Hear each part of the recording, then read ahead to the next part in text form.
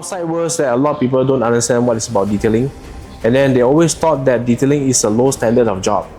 In fact, detailing it need a lot of knowledge, require a lot of experience to understand what kind of the solution we need to provide to the problem itself.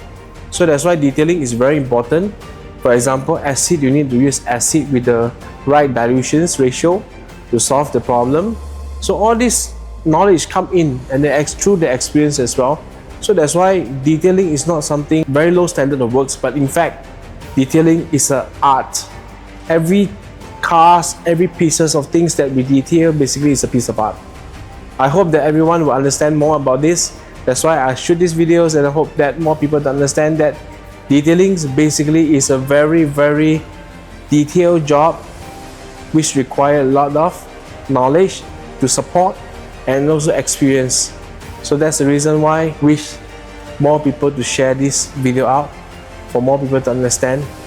And being a detailer is not easy, and then it's a tough job as well. We do all the dirty job because we only one purpose. We want to help you to restore everything you have to become a piece of art, and also back to a pristine and look elegant and look clean as well. So thank you everyone. Thank you for your time. And I hope that I can see you next time again. See you. Bye bye.